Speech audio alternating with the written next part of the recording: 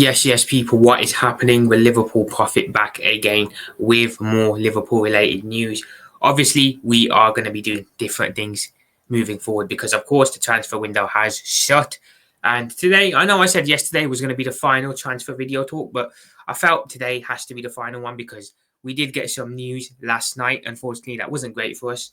It did kind of ruin my mood a bit, and I think it ruined a lot of other people's mood a little bit too, because we all thought it was done. So we'll get into that. I wanted to talk a bit about, well, how Liverpool have done this window and what we can expect moving forward. I wanted to rank our window out of 10, how good we've been, the signings we've made, how I think they'll improve us. And I wanted to talk about how our new signings could improve us and how we can look going forward. So before I get into the video, people, do remember, if you are new to the channel, do like the video, do subscribe to the channel if you have not already done so, and do drop a comment down below. So we're going to get into it, people. So unfortunately, last night, the deal between Liverpool and Crystal Palace for defender Marc Guehi collapsed. The deal collapsed despite the medical being done and the deal sheet being submitted. Crystal Palace didn't approve of the move following Igor, the defender that they were looking to replace Guehi, rejecting them last minute for West Ham.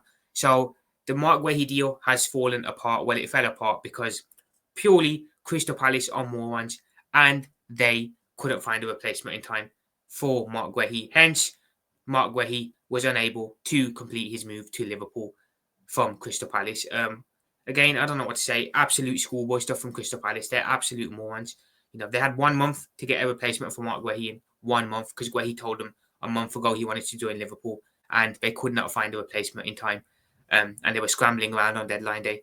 Absolute schoolboy stuff. Small club mentality, small club mindset. And unfortunately for Liverpool, we miss out on our target and we miss out on our centre-back.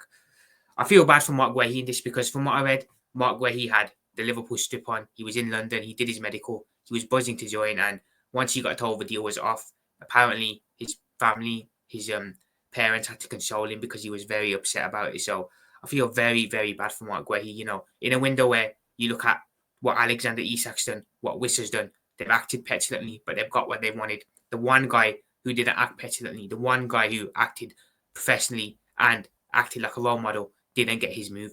Just goes to show you being nice, being professional doesn't get you what you want. You know, you have to kick up a ruckus. You have to kick up a bit of a storm to get what you want. Marc Guehi, unfortunately for him, being a model citizen, being a model footballer, model professional, cost him here. I feel bad for him. He really wanted to move to Liverpool. He really wanted that move and he hasn't got it. So I'm gutted, and I hope he's all right as well because as you can see from what I heard, he was very, very upset about it. I'm gutted. I'm absolutely gutted.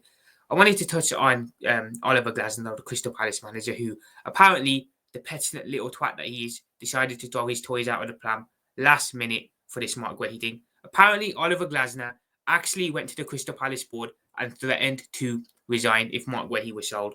What kind of manager, petulant little manager, threatens to resign over the selling of a club of a centre back? You know, he's leaving Crystal Palace for Liverpool. Crystal Palace are not a big club, let's be real. They're not a big club like Liverpool. So how dare you threaten to resign? And how dare you hold a player hostage against his will? Because now you've got a player that's unhappy. And I don't know who Oliver Glasner thinks he is. Again, he's got 1 year left on his Palace deal himself. So he's probably going to be off next summer. So what he's done, I don't get it. He's not going to stay at Palace himself. He's off. So this makes zero sense why he's blocked this move. And again, petulant behaviour from him. Absolutely petulant behaviour. I like Oliver Glasner. I thought he was a very good coach. But for me, he's now gone down hugely in my estimate after what he's done here.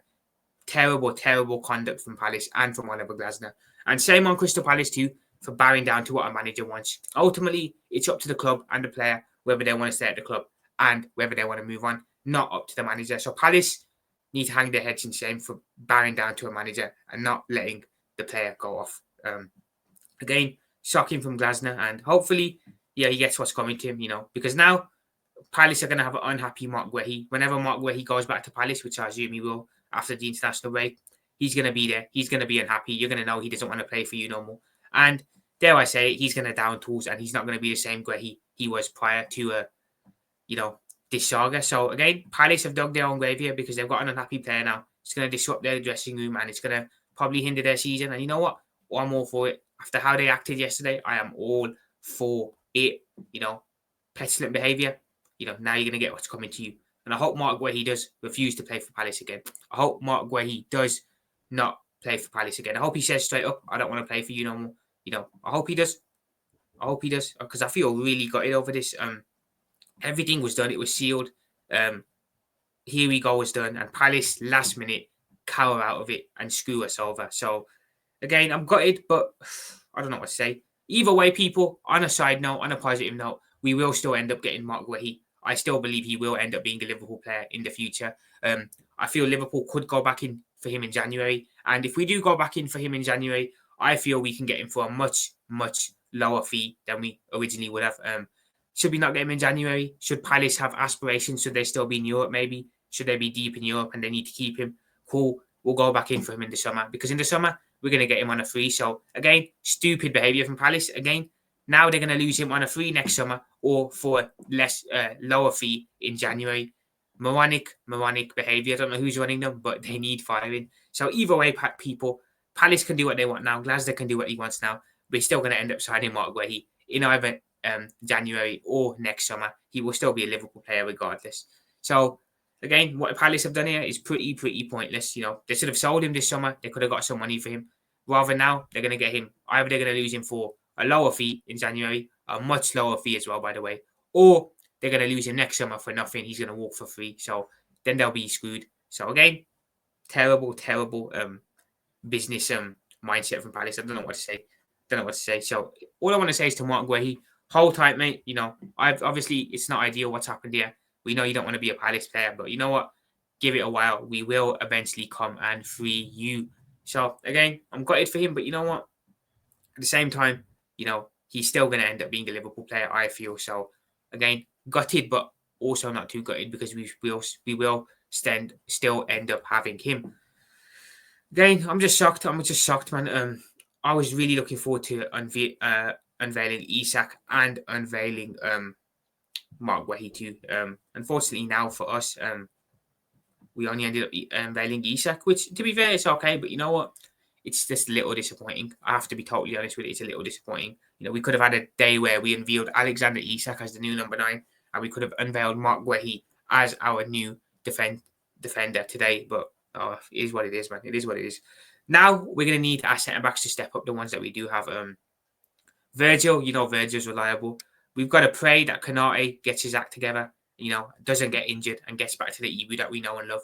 We've got to hope that happens. Got to hope John Gomez can somehow remain injury-free, which is unlikely. Same with Konate. Unlikely he remains injury-free. And we've got to step Giovanni Leoni, who, unfortunately, now is probably going to have to step up and play, when Konate does get injured. Because let's be real, we know Ibu ain't going to stay fit. We know he's going to end up picking up a knock. So, yeah.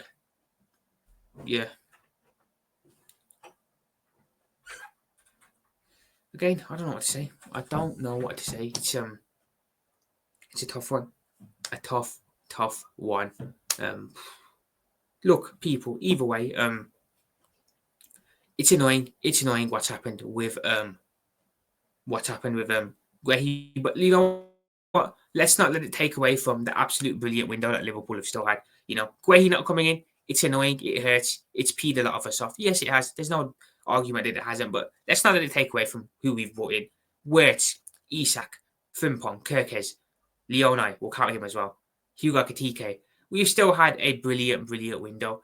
Guehi is a kick in the bollocks. Yeah, it's a kick in the nuts. It hurts that he didn't sign, that we didn't end up getting him, that we ended up missing out on him last minute. It does, but you know what? People, let's not be too downbeat and let's not be too negative about it. It's annoying, but you know what? We've still had a very good window. We can still celebrate Isak coming in, Wirtz coming in. So, despite not getting Guehi, we've still been absolutely immense in this transfer window, in my opinion, and in a lot of other people's opinion too. So, while not getting Guehi hurts, it's a win-win anyway, because we've still had a great window despite him not coming in. And you know what? He's going to come in next summer anyway, or in January, so we will be absolutely fine. So, don't be too downbeat, people, because we've still had a brilliant transfer window and a brilliant summer. Don't let Guehi not joining take the sign off of that, because it's still been absolutely immense this summer. Absolutely immense. Again, it's disappointing, but, what can we do about it?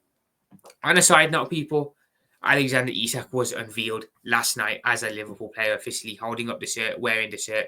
He wore the number 9.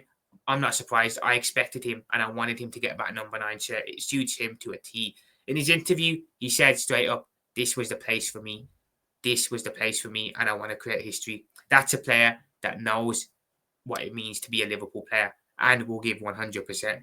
He's going to be a fan favourite. I can already tell he's going to be a fan favourite. From his interview, you can tell he gets it. He gets the club, he gets the city, he gets the fans, he gets what it means to be a Liverpool player. And I cannot wait to see Alexander Isak start against Burnley, hopefully after the international break. So, yeah, Isak coming in, great. I love it. I'll get into more detail on a separate video of that. But look, I'm well happy that Isak's coming. He's got my number 9. He's a Liverpool player now.